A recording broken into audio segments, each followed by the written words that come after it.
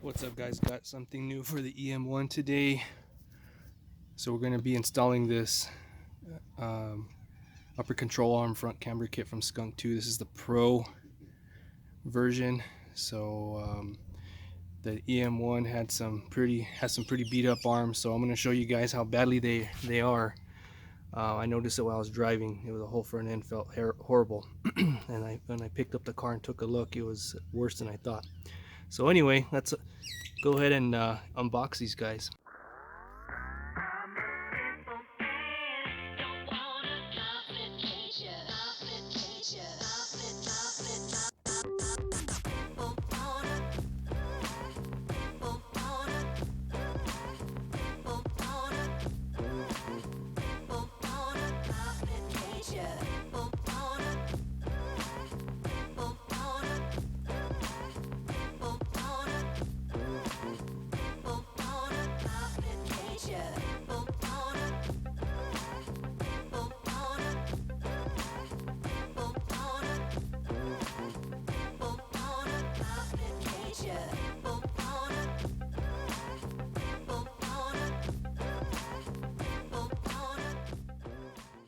Okay guys, the saga to fix all the problems with the EM1 continues.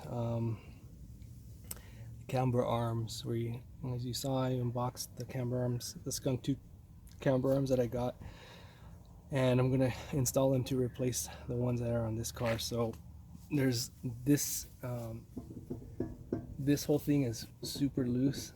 You can probably see the ball joints moving, everything's moving. I felt it when I was driving the car. So the bushings are done. It's got a camber kit, but I have no idea how old it is, what brand it is, so I just opted to replace it completely. So let's get started. I already took the tire off, the lug nuts off, and raised the car, so at least that's done.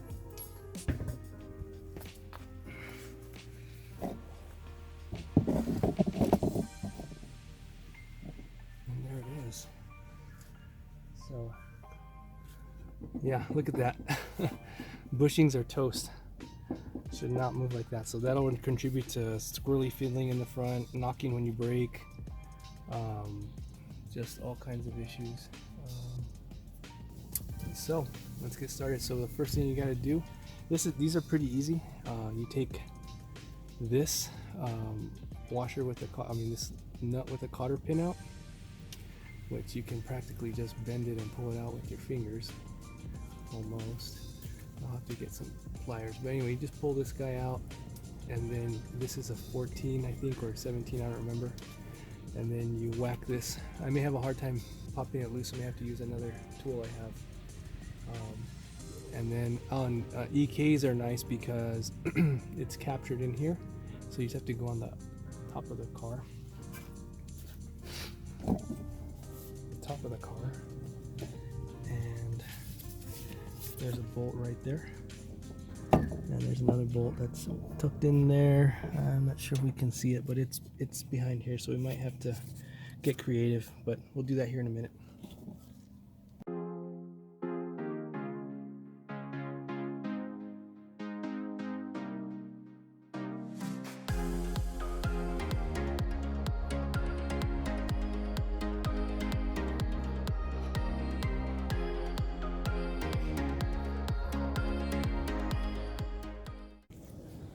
So here's a comparison between the old junk unit and the new one.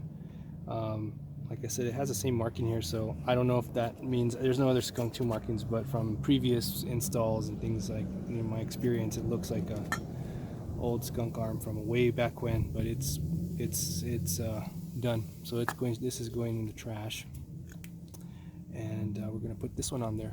So let's get started. Okay, I got the bolts in from the top. So it's kind of loose, and that's okay. You want to install it in a relaxed condition, so a neutral condition. So you want it to be loose, and then when you put the car on where it's going to sit, then you tighten it down. Otherwise, it's gonna the bushing's gonna torque all the way up here. I think that's what happened with this one. Someone didn't install it right, and it torqued the rubber bushings and made them wear out prematurely. So But yeah, they're in, so we're just gonna put everything back together. That goes in there. This goes, actually we're gonna turn that because I don't like where the cotter pin is at. We want it to be side to side. The hole for the cotter pin. Just turn it, it's real easy to turn.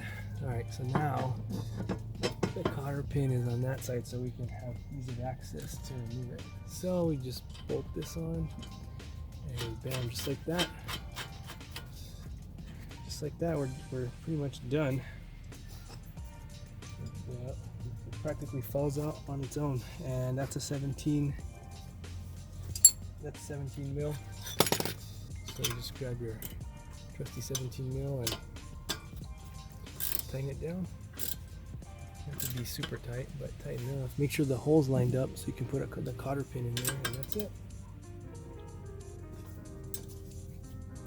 Once we put the card down, I'll go up top and tighten those 2 bolts up top, and then it'll be good to go.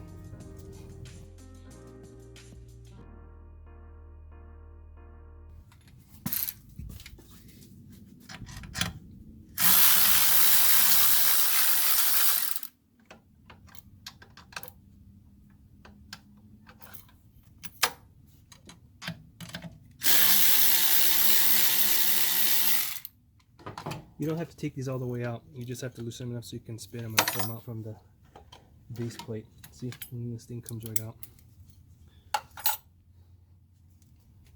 This is loose, which is common. This one's not.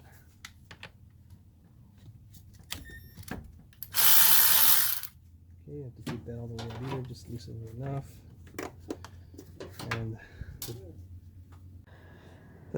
when I took the battery out, the battery tray was all loose. I was missing one of the bolts down here, so, and then I looked at it, it was kind of rusty, so I just sanded it down a little bit, well, with the wire brush, cleaned it up, and then went over it with some rust reformer, which is this nice black coating. So that should be good enough for me to put it back. That way it kind of stops the rust from proceeding any further. Okay, so the battery's out. I'm going to go ahead and hit these 2 bolts up top and break them loose, and we'll be ready to take this whole thing off.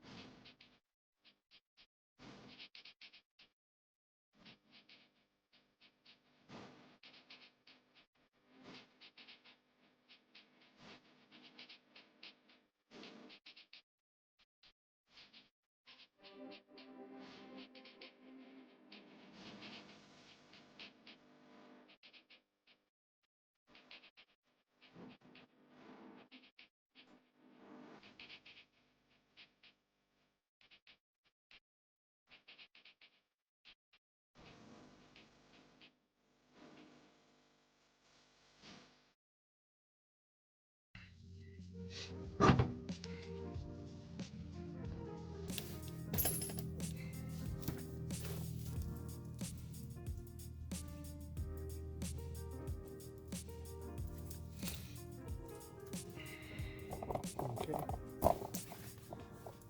Same thing as the other side.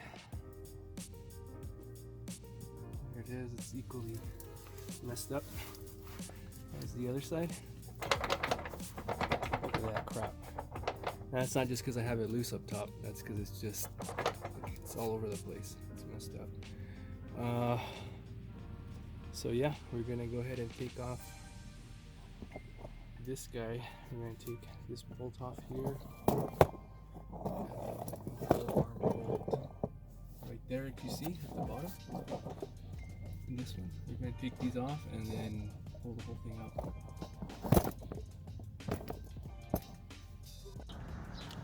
Okay, so there it is. We got everything back together on both sides. Everything's tightened up, top to bottom. No more of that wobbling up top.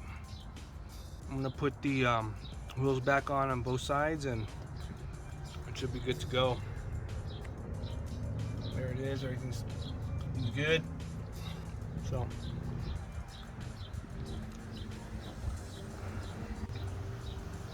next step is to put the wheels back on, put the car back in the ground, and see how she feels.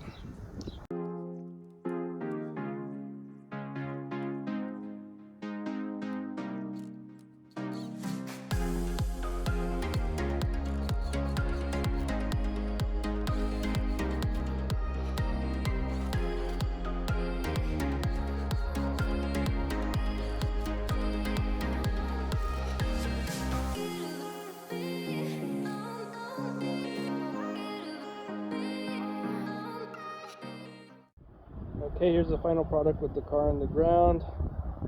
Looks a lot better. I'm gonna go for a drive later, but that's it. Everything seems a lot tighter. Looks good. So I'm glad I was able to get that done. Thanks for watching. Hope this helped you out. Please like and subscribe. We'll see you next time.